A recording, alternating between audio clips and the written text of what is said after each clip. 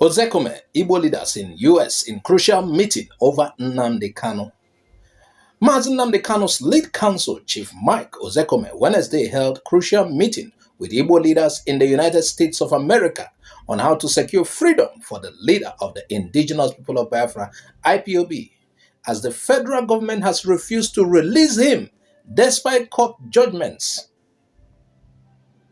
In the meeting, Chief Ozekhome briefed them how he and the whole legal team have worked to get Nnamdi Kanu outside of detention. He also assured the delegation that they will do all what is legally possible to see that the IPOB leader is freed. Ozekhome praised the efforts of Ifeanyi Ejiofor, who had been handling Kanu's case before Ozekhome's recruitment, describing Ejiofor as one of Nigeria's young and most brilliant lawyers. According to a source, the leaders were very impressed with the efforts of the legal team. Ozekhome also assured them he had faith that Kanu would get justice at the Supreme Court, where his matter is currently pending. In his words, "We are at the Supreme Court and it will right the wrong because nobody will intimidate the Supreme Court. They will have to do something so that Nigeria will not disintegrate. I have told the court that releasing Nnamdi Kanu will not break the Southeast or bring unrest in the zone. Rather, that is what will calm the Southeast.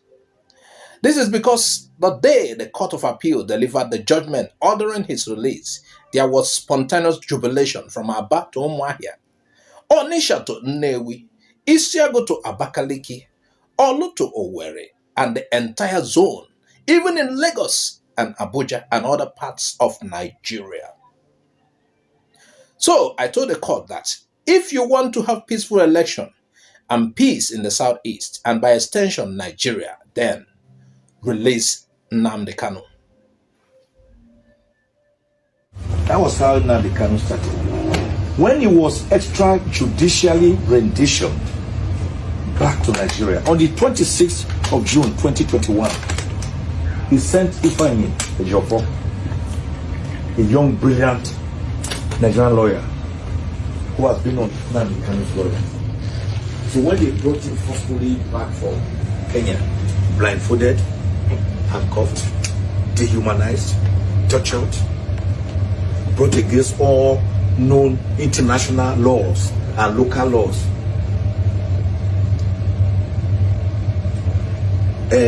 he sent for me to Umuahia, from Enugu to Onitsha, from Igbariam to Arochukwu, from Ohafia to Abriba, from Ojoto to Amesi, Uga, Ekulobia.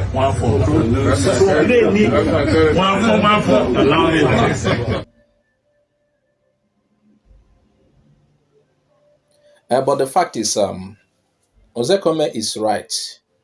Releasing Nnamdi Kanu will bring peace in the Southeast. Nnamdi Kanu in detention, DSS detention, is why the sit-at-home persists and why it is costing us much. Not just us, somehow it's affecting Nigeria too. People who do businesses with the Southeast, mainly Monday businesses, cannot. And releasing Nnamdi Kanu, IPOB are already giving preconditions for the election that you have to release Nnamdi Kanu or no election.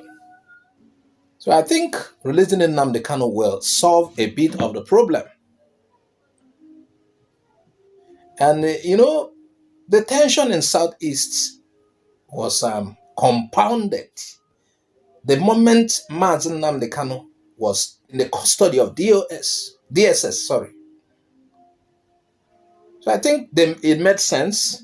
Federal government should consider that. Unless federal government doesn't really, based on what this guy is saying, I think it's suggesting to them, if they want a peaceful election, considering what has happened, they should release Nnamdi Kanu. And for the sake that the appeal court has freed him,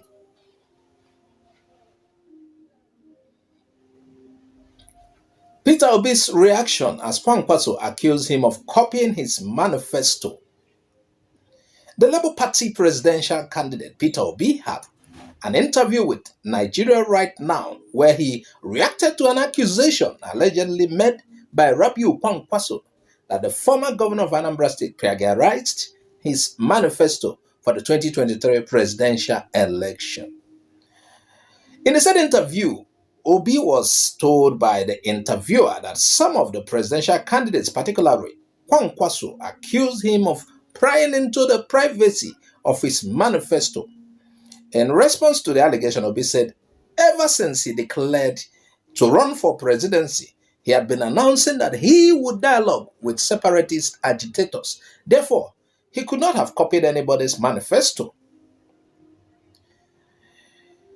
About 4 minutes into the video shared on YouTube by Nigeria Right Now, Obi said, everybody who has followed my campaign since I started this journey at the primary stage, I keep saying I will dialogue with all agitators.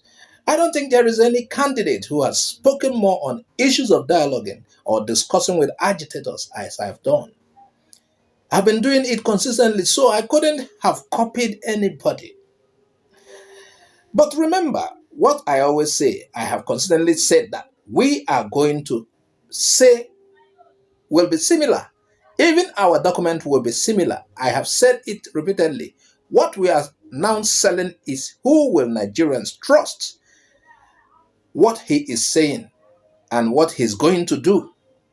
And Peter Obi went on to explain that the reason for the delay in releasing his manifesto was that he said, according to him, we wanted to get Nigerian Labour Congress to give us their charter of demands. He added that his manifesto is ready and would soon be made public. It's so funny. Perhaps Peter Obi, I don't know where Kwankwaso hid his manifesto.